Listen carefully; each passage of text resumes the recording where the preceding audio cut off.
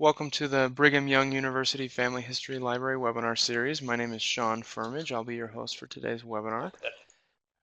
Before we start, we have a couple polls down at the bottom of the screen. If you'd like to participate in those, we'd just like to get your input as far as topics that you're interested in hearing in the future. Also, we're going to release September's schedule next week, probably on Tuesday. So look for that. We will be sending out an email as well. And during today's presentation, there will be a question pod on the right of the screen, just to the right of the slides. And if you have any questions during James's presentation, feel free to type those in there, and we'll make sure that they get answered before we log out today. Today we will be pleased to hear from James Tanner. He will be giving a presentation titled, "I Read It in the Newspaper." James has a bachelor degree in Spanish and a master's in linguistics from the University of Utah. He received a Juris Doctor degree in law from Arizona State University. He worked for 39 years as an Arizona trial attorney. He previously owned a retail computer business and an Apple Macintosh. Oh, you're not kidding. And James has 35 years of experience in genealogical research and is a blogger for Genealogy Star and the blog Rejoice and Be Exceeding Glad. He served for 10 years as a missionary at the Mesa, Arizona Family Search Library and is currently serving at the BYU Family History Library. He is the co-author or author of over 25 books on genealogical research and has presented at expos and conferences around the U.S. and Canada. James has 7 children and 33 grandchildren.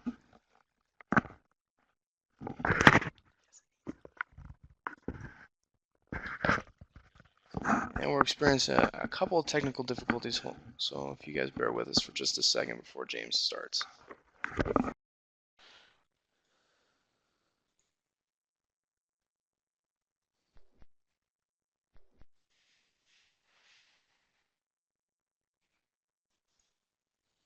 Howdy, this is James Tanner. Sorry about any delay here.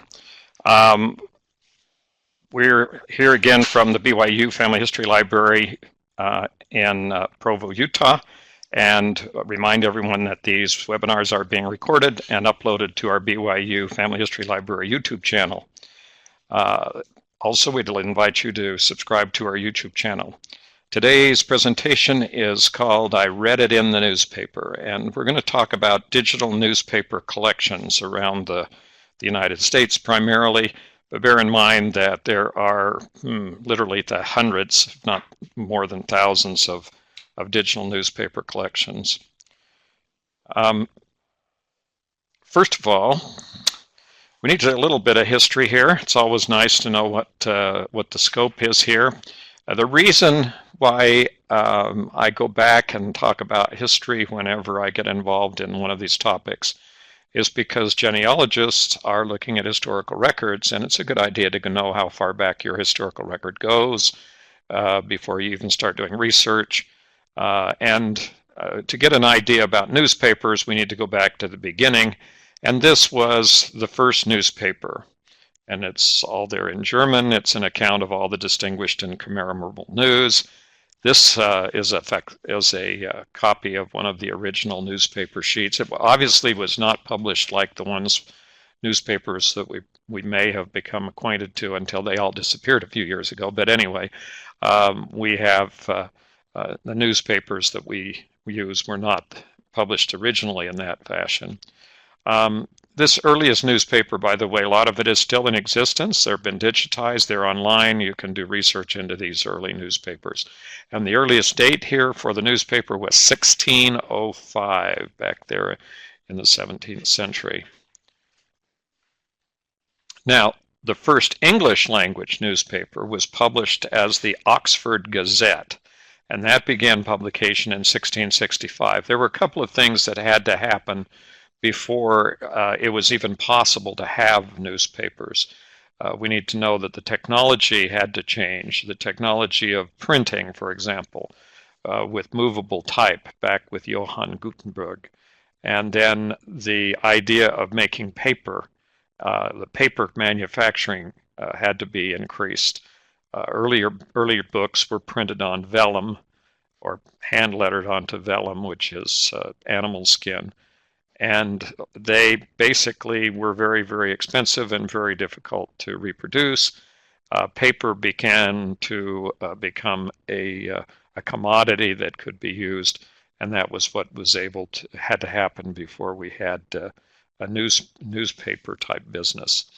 Um, Interesting though, these early newspapers were primarily organization oriented. In other words, trade organizations or the government or whoever was in charge uh, of that wanted to get out a certain word. In this case, the London Gazette was pretty much a government out uh, uh, place where everything came, all the information came from the government. Not a whole lot of genealogical interest back in the 1665s. They weren't keeping very many records and wasn't a whole lot of things going on. The first newspaper published in America was called Public Occurrences, and it was a sort of a tirade kind of thing, and setting forth, the yellow journalism that has been around ever since this time period.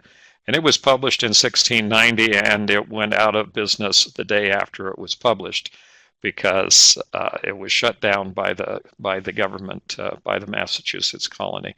So that was the end of that newspaper. But um, there were many after that started up.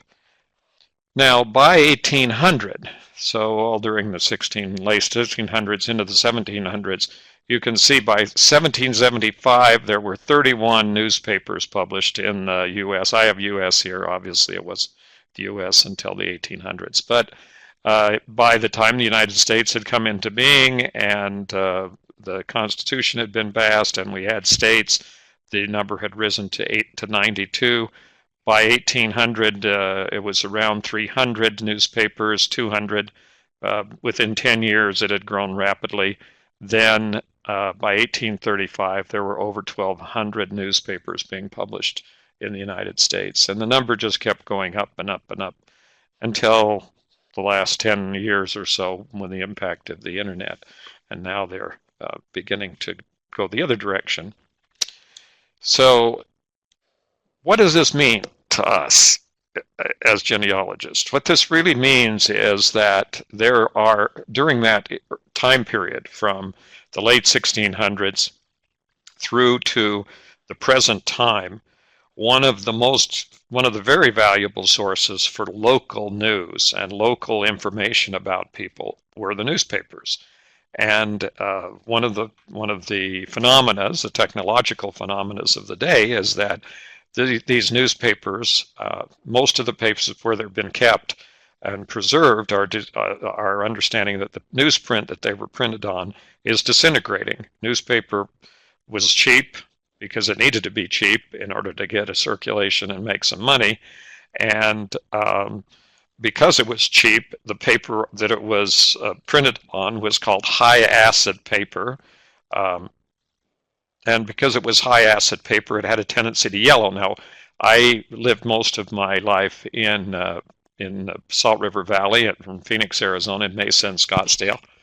And one of the phenomena that we had there was if we had a newspaper and it was delivered to our driveway or our doorstep or our sidewalk or wherever it landed, if we didn't go out and pick it up by noon or 1 o'clock in the afternoon, the entire side that was up towards the sun would be solid yellow. In other words, it would have already aged in just a matter of hours out there in the sunshine. Now that is the reason why newspapers have become a priority for digitization, and there are literally hundreds of digital projects going on across the United States to save newspapers.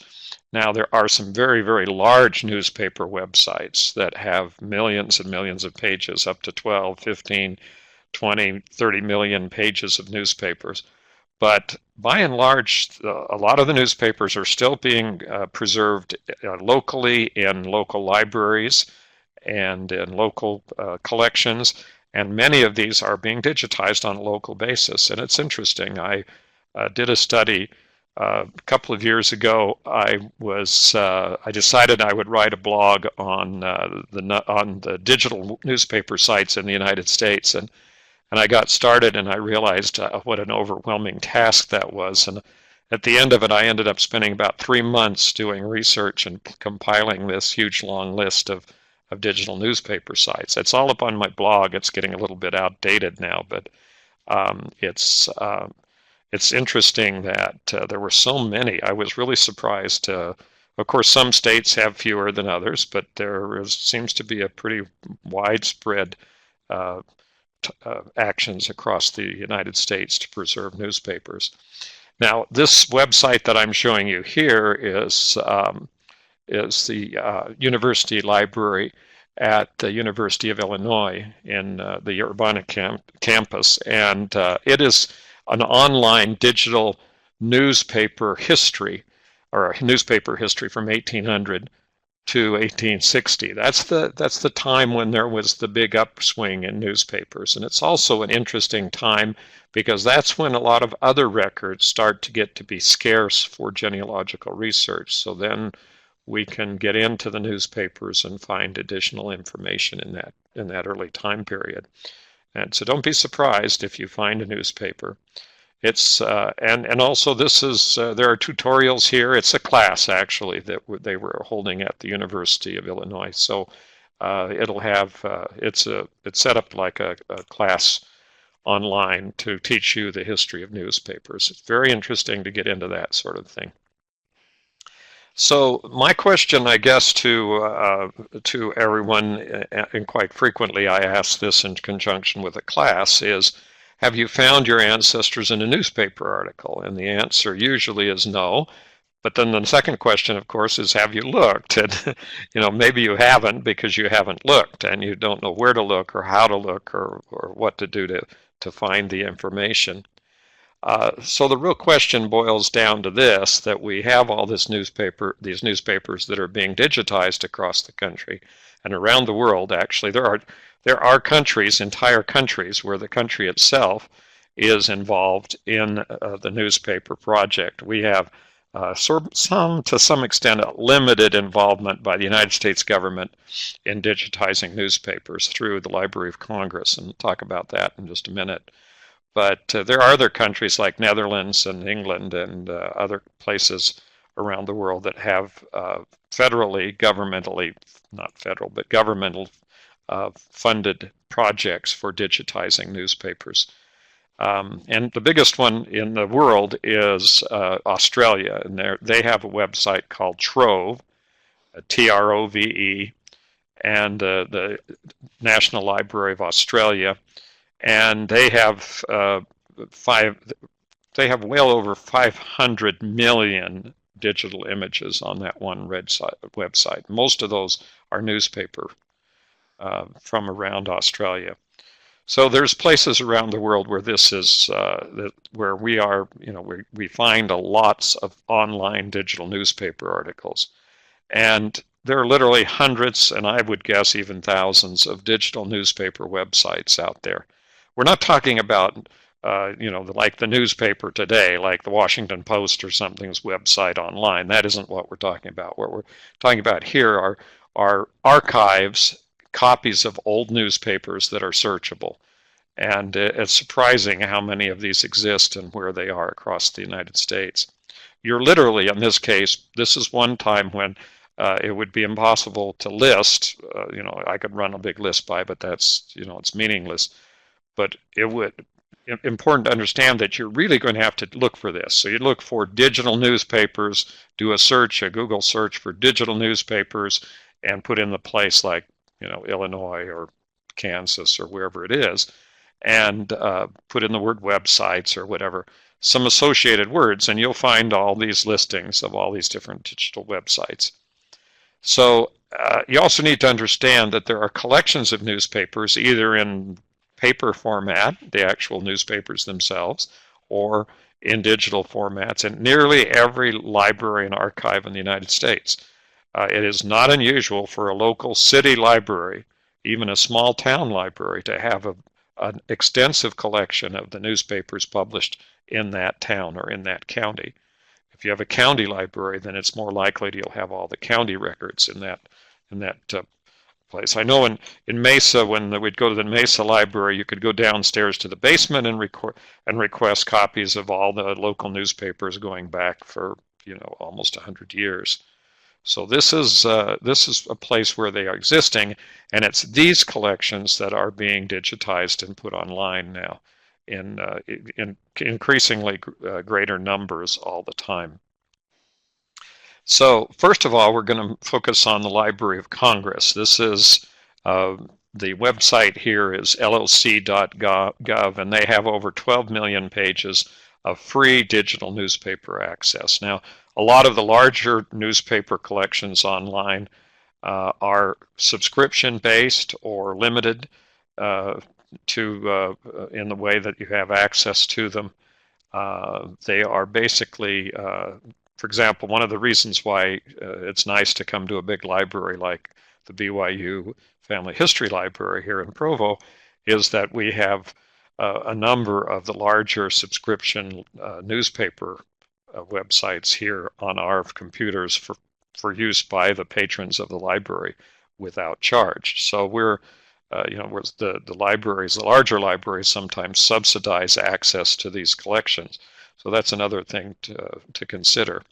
But the Library of Congress has their free website. It's called the Chronicling America. It's the National Digital Newspaper Project. What the Library of Congress did was that they got an appropriation from the Congress, and by means of that subsidy, they put money out into various states who agreed to do digital newspaper projects. So what happened, for example, here in Utah was the University of Utah and some of the other organizations, local organizations, got funds from the national government and began the Utah Digital Newspaper Project.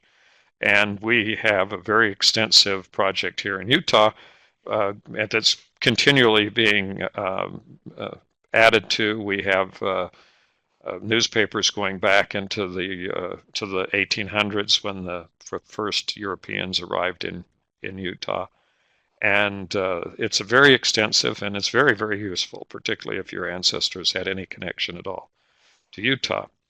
So, but you can search here on the Library of Congress website. They have an advanced search capability that lets you search all of their collection of newspapers word for word. In other words, you can search for the names. One of the questions that always comes up in the context here is, surprisingly, is, well, what about obituaries?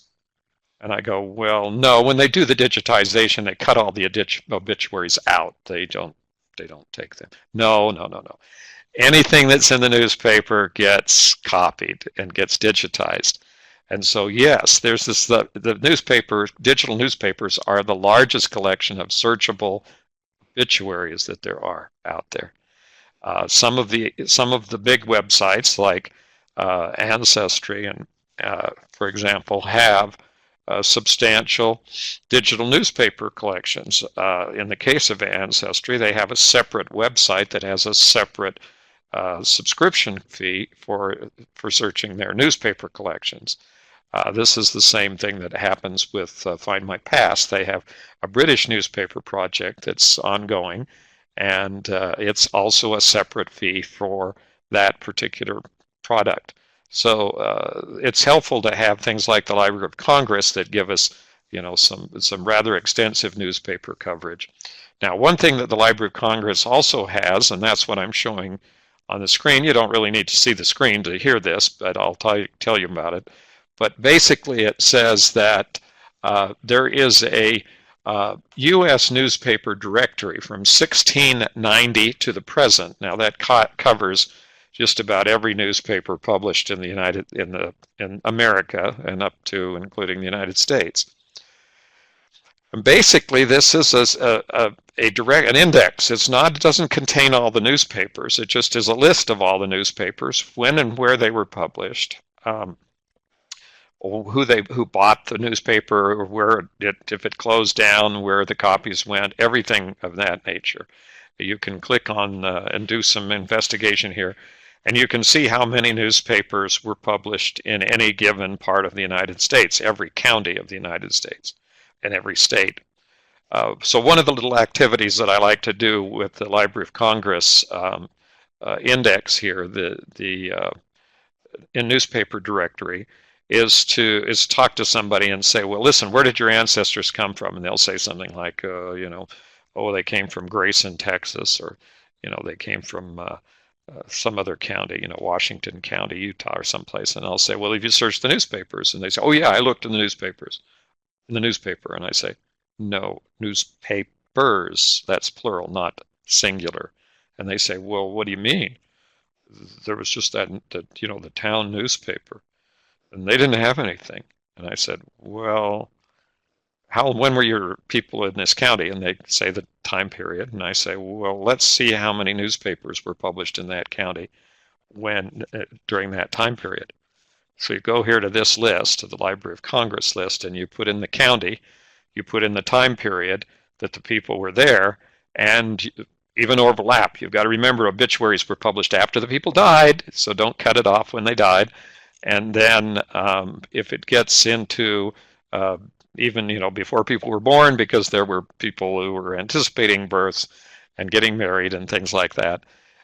And so you want to look for an extended period of time. And how many newspapers do you think would show up? Well, I've done this dozens and dozens of times. And each time that I do that, it comes up with some fantastically large number that the people can't believe. And they say, everybody goes, they look at it and they go, it's like, I've had up to like 500 newspapers published in a single county over an extended time period.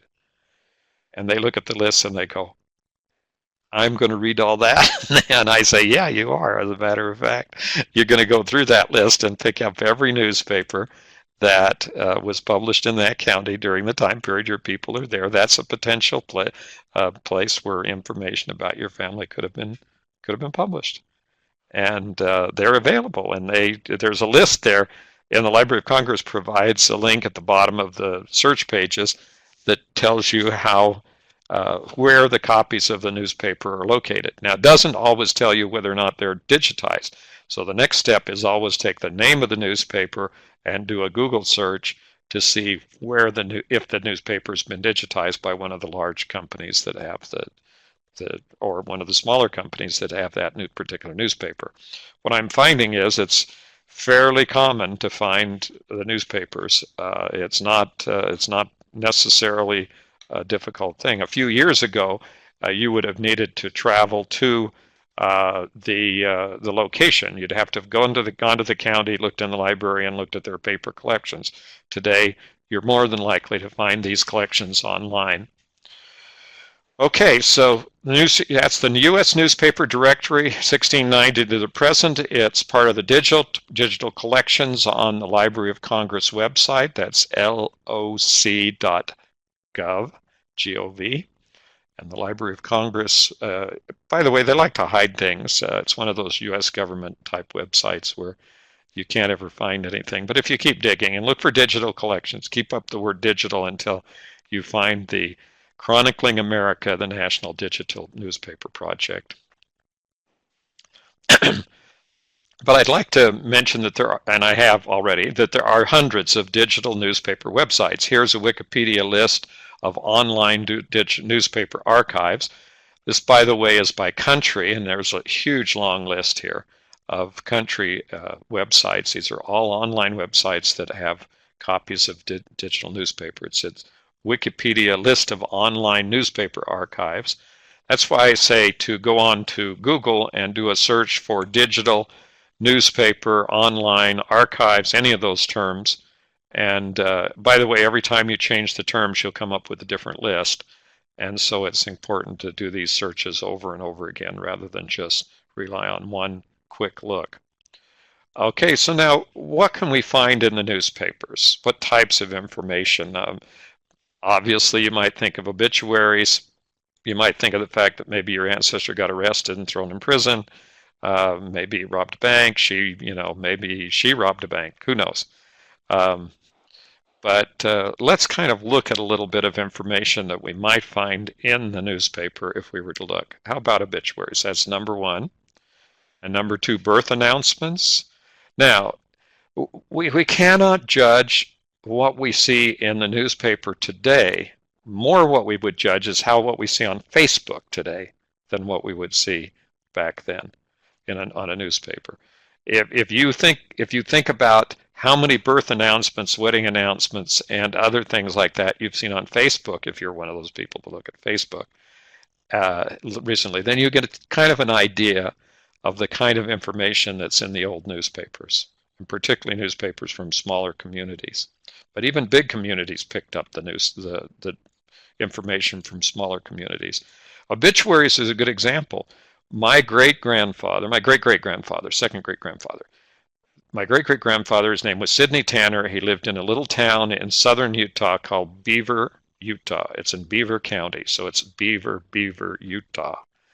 And when he died back in the early 1800s, and well, the late 1800s, his obituary was published in the Ogden Examiner. Now, Ogden is in northern Utah, and it's about 300 miles from Beaver.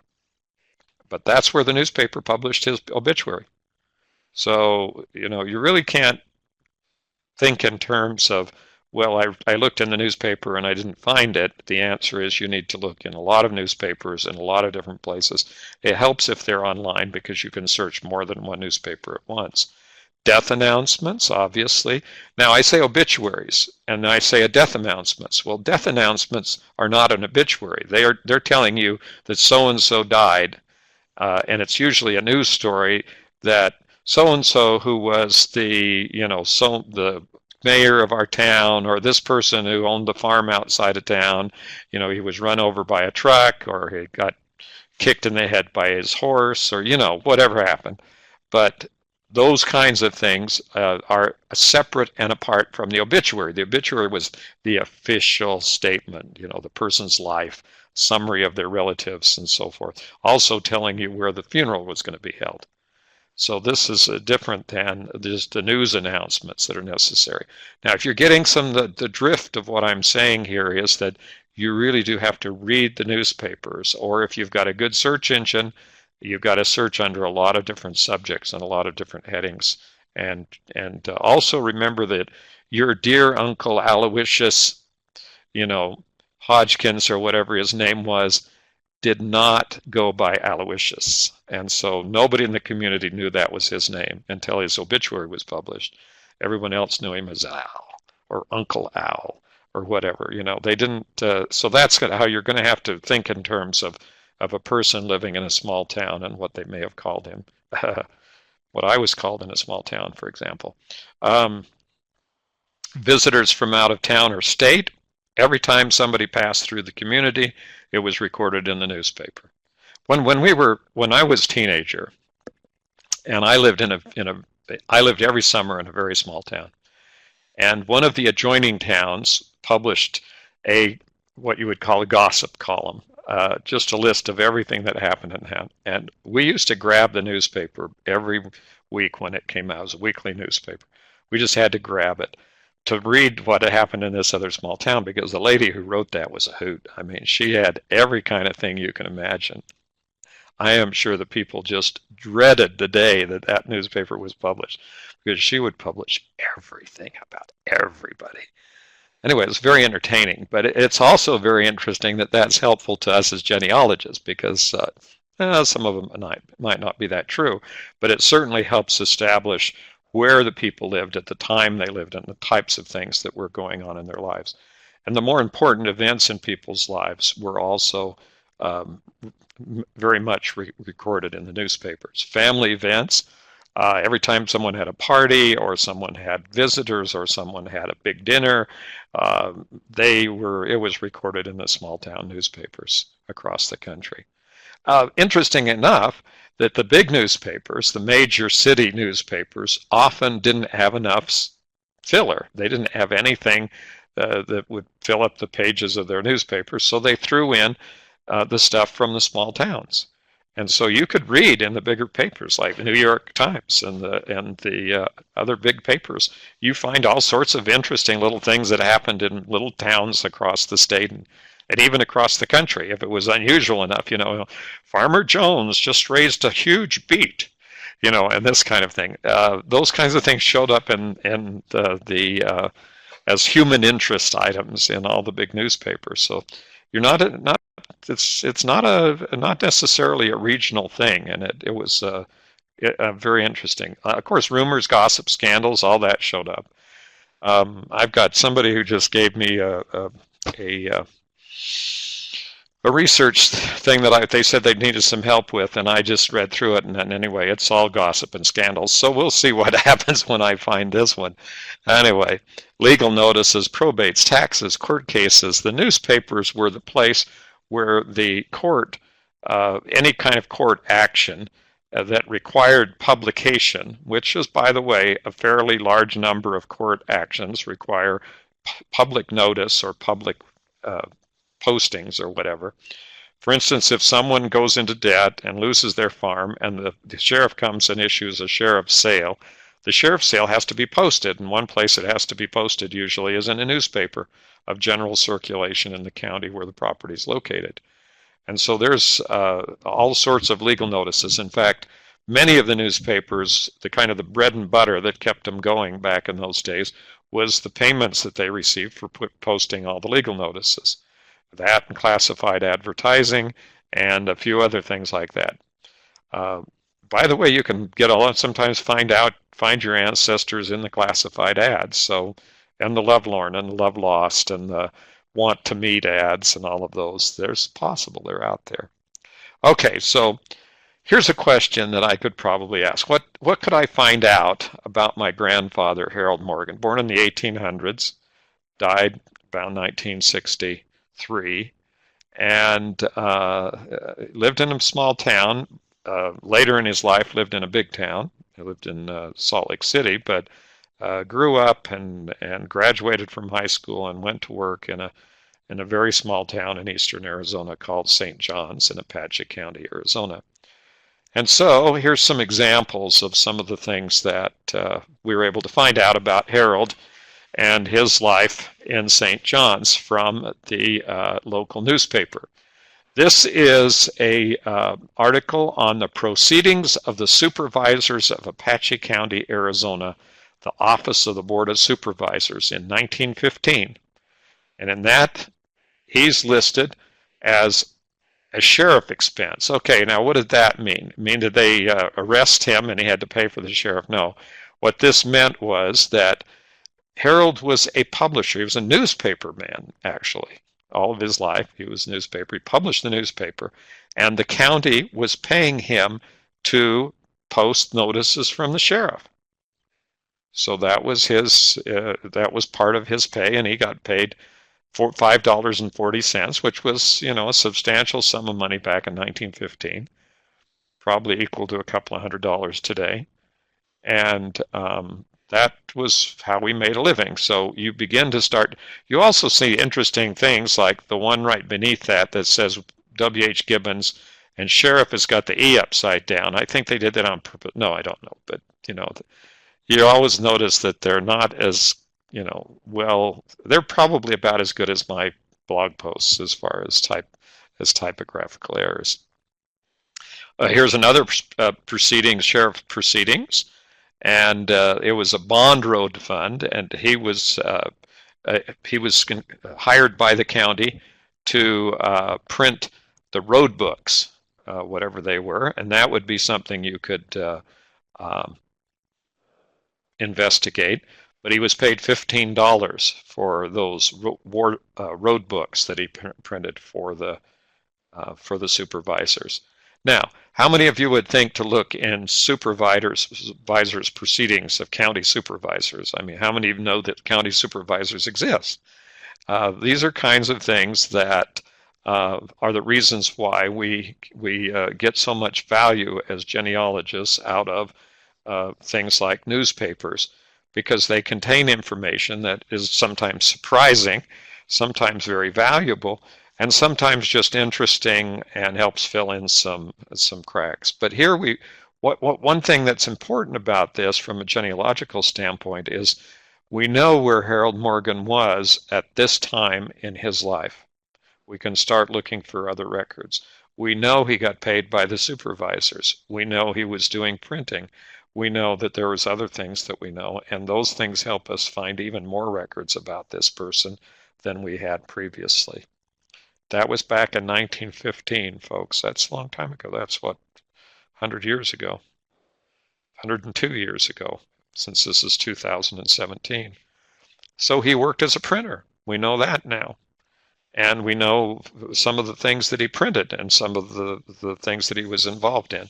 So this is something that helps us to find maybe he belonged to some kind of an organization, a printers organization, and perhaps there are other ways of finding out what information he had in his life. And here's a delinquent notice. This is the St. John's Irrigation Company. Uh, the irrigation company, by the way, is the big deal in western towns. It helps to run the world. And as I went through this list, this actually is a bill. In other words, this was, hey, folks, you owe us this much money, and they just published it in the newspaper. No sound? Okay, there is. I hope that. If there's no sound, tell us, okay.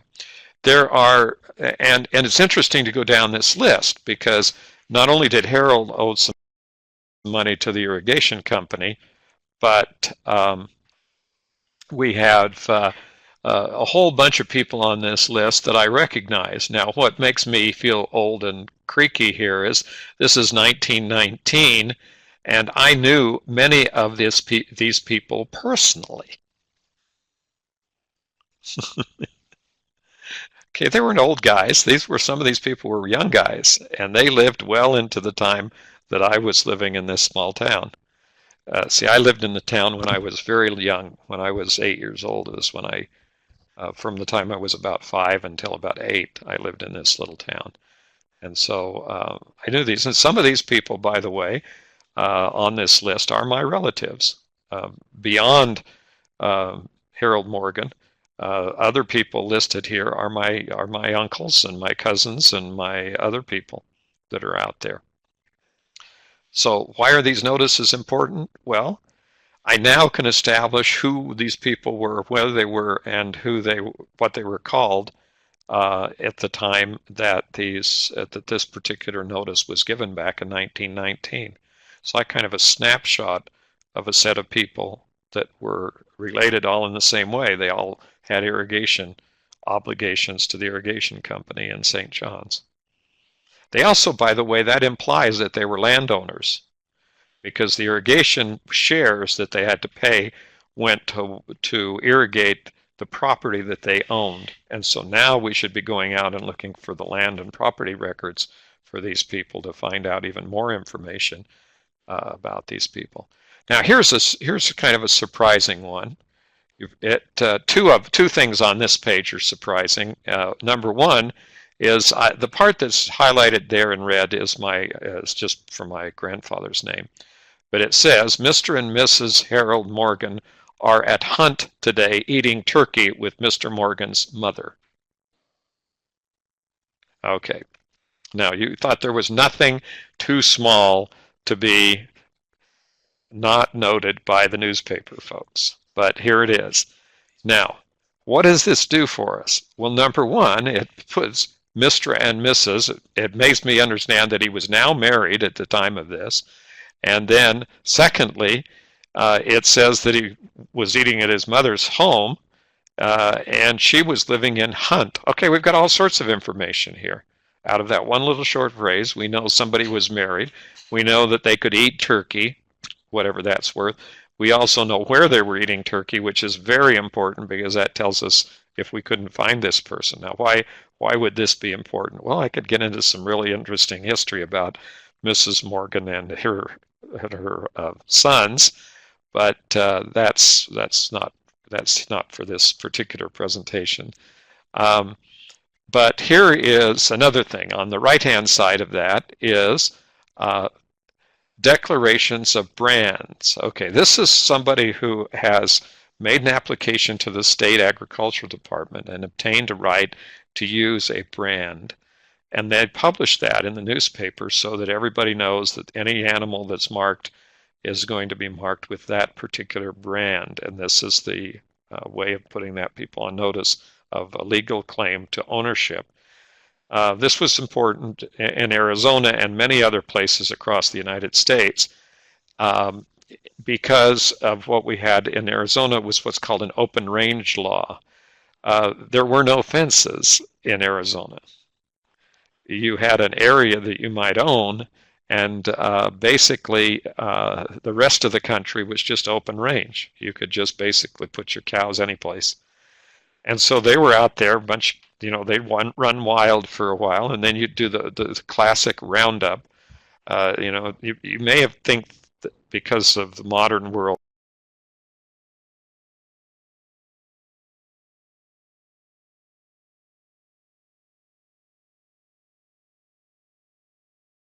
that the whole idea of having cows run wild in the desert and then doing a roundup is a little outmoded and perhaps not part of the old West. Well, folks, I just took a trip last week up in the mountains here in Utah, and they were doing a roundup up there, and there were cows wandering around out in the middle of nowhere. So, this is kind of current, and brands are important. Now, how important are brands? Well, interestingly enough, in the town records of New England going back into the early 1600s, there are brand registration notices. The brand owners are listed by their brands in the town records going back into the 1600s. Brands are important. They've always played an important part in the United States, in America, and in Europe, by the way. So any place where you got cows, you've got brands, and if you've got and sheep and goats and pigs and anything else that has two or more feet and can move. Chickens, I don't think you brand chickens. That's probably not. That's a little excessive, but they do have all of these major livestock animals do have brands, and so we have right here on the same page brands and social events. Uh, Only in a place like Eastern Arizona? No. Probably any place across the United States back into the early 1800s and up into the mid 1900s, you were going to find the same thing on every newspaper page in the country. Okay, so here's another one, just in case you're wondering. This is 1918. What was going on at the middle of 1918? Called World War I, in case you missed that. And here, by the way, are the members who were working in the Red Cross Christmas roll call, people who had joined the Red Cross organization to support the war effort. There's my uncle. And again, as I look at the list here, these are people I knew personally and grew up with. As a matter of fact, one of them up there, the Greer that's up there, Natalia Greer, was was either my first or second grade teacher. No, second or third grade teacher, right? Okay, and then the other people are people that lived right down the street from me that I knew individually as people. So this is an interesting thing, but it's also a lot of genealogical information. Now, this is the newspaper. It's the St. John's Herald and Apache News. This one's for May 6th, 1915, and it says, a girl baby was born to Mr. and Mrs. Harold Morgan Sunday evening, May 2nd. How more specific can you get? And there's the birth notice. You don't have a birth certificate. You can't find out when this person was born because she didn't have a birth certificate. That was before they did birth certificates generally across the Arizona. It was implemented in 1906, but it wasn't generally enforced until 1920 in Arizona to have birth certificates. Okay, so here's a birth notice. How valuable can that be? And you're saying, oh, well, they'd never make my notice. My people were never. Believe me, Harold and Jesse Morgan were about as poor and about as on the edge of the economic scale of people as they could get in that particular community. Um, and so basically, they got in the newspaper just like everybody else. You'll see that there are other notices here. That's called the local drift, and more babies being born and other things here. So this is a very important place to find information out about your ancestors.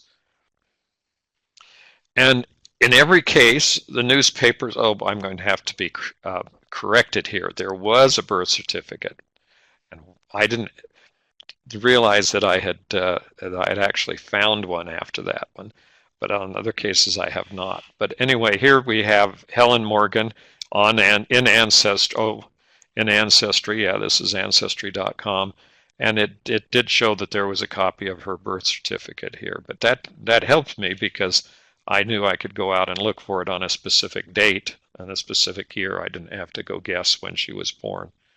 Um, I could go the other way around too. I could have found the birth certificate first, and then I went to the newspaper to see if anything had happened around that time period that would tell me something more about the situation, the information that I needed.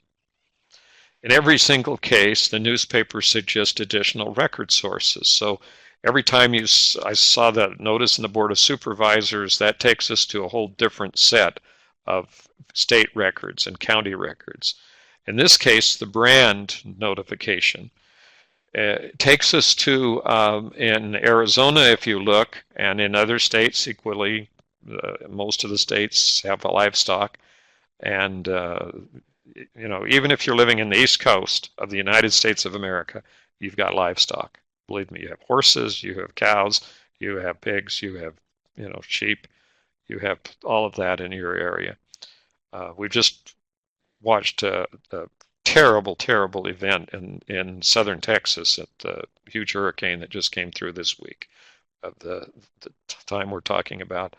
And a lot of the pictures they're showing are cowboys on horseback or ranchers on horseback herding their cows or their horses out of the flood. They're everywhere, folks. And right here, this is a search I made for additional records. I decided to look here. I said, oh, that reminds me. Let's see who I got in the brands listings. And this is a list of all of the registered brands for the state of Arizona. It's livestock brands and brand information from the Arizona Department of Agriculture.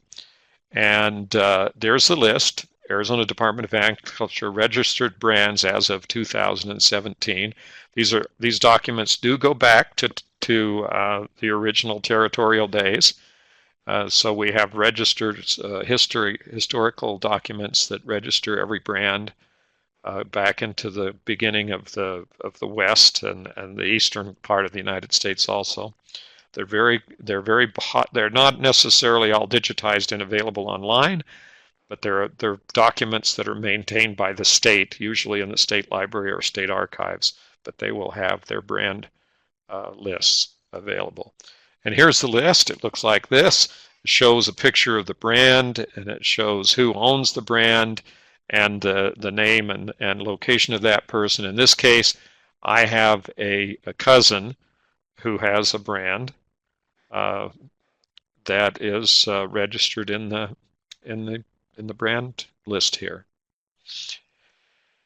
Now, another one that came up that's interesting is in the St. George Herald. This is economic news. It's about the businesses and occupations of the people. In this case, Harold Morgan sold his interest in the Observer printing plant and is now looking for another job. And so this is this interesting way that this has the newspapers are able to chronicle day by day virtually the lives of many of the people in the communities where they were published. And it tells us a lot of information about the background and things that are important because we have a concept in genealogy called cluster research. It means that we look for clusters of people rather than just individuals. And the newspapers give us a really interesting insight into the clusters of people that were interacting and are still interacting. And we see the names of the people who I knew when I was a child, and the newspapers take us back another generation and two more generations past that, back into the early 1800s here in the West, and some places back into the 1600s. So this is another one, and I'm just going to kind of summarize this particular instance because I think that this is this is the kind of article that may answer a question and also clear up a family story or a family tradition, and could have an impact on a family when they realize the details of this particular of something that happens like this. In this case, this was back in the Coconino Sun. This was very early on in the Coconino Sun was printed in Flagstaff, Arizona, which is a town in northern Arizona. And basically it was had an article in here. It says, crazed by experiences in the war, young Utah man suicide on desert northeast of Flagstaff. Okay, so basically this person, whose name was Jesse Tanner, was in the Army and came out of the Army a very disturbed person. We now call that, what syndrome is it? It's the, uh, hmm? Yeah, the war syndromes, the reactions to being in the war. Um, but basically, that's what he had. He was unable to function, and he eventually ended up taking his own life. The interesting part of this story is the part that was played by the sheriff of Coconino County. The Coconino County sheriff, the man basically rode his horse off out into the desert and disappeared. And the sheriff spent many days, trying to find the trail, the person, find the boy who had disappeared. He hired the sheriff hired two American Indian, Native Americans, a Navajo and an Apache, a Navajo and a Hopi to do the tracking, and both of them could not follow the trail. They just could not follow where the person had gone. What happened to get later, after a few days after he disappeared, his horse came back into town, apparently gotten loose, and the horse had gotten loose. Meanwhile, it had rained a number of times, heavy rains, and so it was like, where are we going to find this guy? Eventually, this is like a couple of weeks later, the sheriff hired a local experienced tracker, some guy that was a tracker. And it said that the story here in the newspaper tells the story of how the sheriff went out with the tracker. The tracker went out followed out to the place where the horse, followed the horse's tracks back out to where the horse had been tied up to a bush or gotten tangled in a bush. And then started doing circling, and it says that he circled on the ground on his hands and knees in a circle, spent a couple of hours, and then started to find a trail. And he would follow that trail for about 2 or 3 miles across the desert out there in northern Arizona, and found the body. I mean, this is one of the most, and this is just a matter-of-fact report in the Coconino Sun newspaper, and is probably one of the most spectacular evidences of tracking after rainstorms, after weeks after the event occurred and everything crossed, and was able to follow this guy across the desert.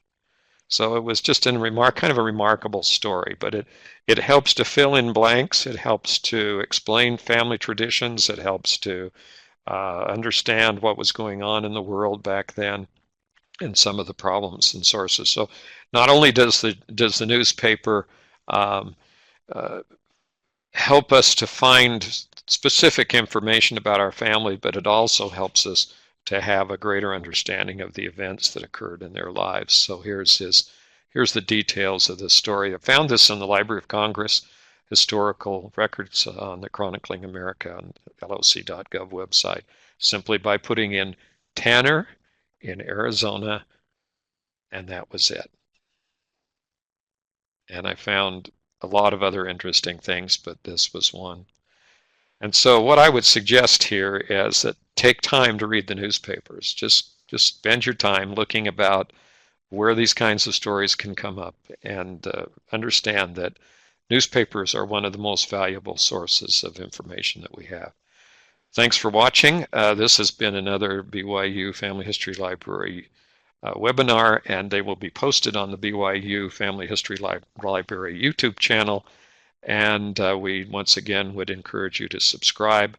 The reason for that is not just that you get a notice, which you will, of when new videos are put up, but also because it helps us as BYU Family History Library All to right, a gain a big little bit thanks of to visibility James for that among all the presentation on millions and billions newspapers. of videos that are being put up on Doesn't look like YouTube we all have the any time. questions Thank you today, very so we'll go ahead and much. close this webinar. Again, we will be releasing the September schedule here shortly, so look out for that. And this will also be posted on YouTube in the next couple of days as well. So hopefully we see you guys at some of our webinars next month. Thanks for joining.